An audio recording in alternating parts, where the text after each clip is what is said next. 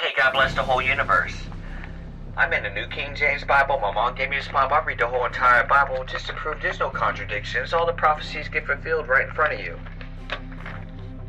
We in the books of the prophets, Isaiah chapter 36, Sennacherib, boast against the Lord. Holy Spirit, please guide me. These names, man, they catch me every time out of nowhere, especially in the different Bibles. 36 verse 1. Now it came to pass in the 14th year of King Hezekiah that Sennacherib, king of Assyria, came up against all the fortified cities of Judah and took them. Then the king of Assyria sent Rebashakeh with a great army from Lachish unto King Hezekiah at Jerusalem. And he stood by the aqueducts from the upper pool on the highway to the fuller's field. And Eliakim, the son of Hilkiah, who was over the household, Shebna, the scribes, and Joah, the son of Asaph, the recorder, came out to him. Joah. And then Rabshakeh said to them, Say now to Hezekiah, Thus says the great king, the king of Assyria, What confidence is this in which you trust? I say you speak of having plans of power for war, but they are mere words. Now in whom do you trust that you rebel against me? Look, you are trusting in the staff of this broken reed, Egypt, on which if a man leans, it will go into his hands and pierce it. So is Pharaoh, king of Egypt, to all who trust in him.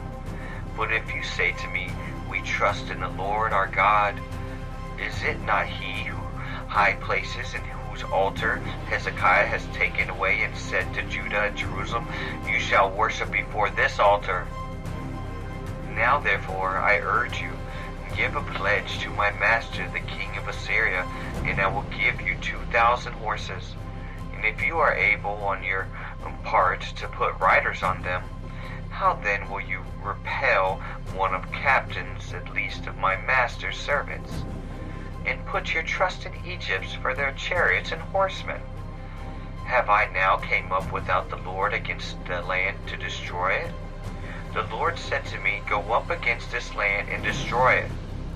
Then Eliakim, Shebna, and Joah said to the Rebashakeh, Please speak to your servant Aramaic, for we understand it, and do not speak to us in Hebrew, in the hearings of the people who are on the wall. But Rebashakeh said, Has my master sent me to your master and to you to speak these words, and not to the man who sits on the wall, who will eat and drink their own waste with you? And then Rebashakeh stood and called out with a loud voice in Hebrew and said, Hear the words of the great king, the king of Assyria. Thus says the king, Do not let Hezekiah deceive you, for he will not be able to deliver you. Nor let Hezekiah make your trust in the Lord, saying, The Lord will surely deliver us. This city will not be given into the hands of the king of Assyria. Do not listen to Hezekiah. For thus says the king of Assyria, Make peace with me by a present, and come out to me, and every one you eat from his own vine, and every one from his own fig tree, every one of you drink the waters of his own cistern. Until I come, I take you away to a land like your own land, a land of grain and new wine, a land of bread and vineyards. Beware, lest Hezekiah pursues you, saying, The Lord will deliver us. Has any one of the gods of the nations delivered its land from the hand of the king of Assyria? Wow. Where are the gods of Hamath and Arpad? Where are the gods of Sepharvaim? Indeed, they are delivered Samaria from my hand.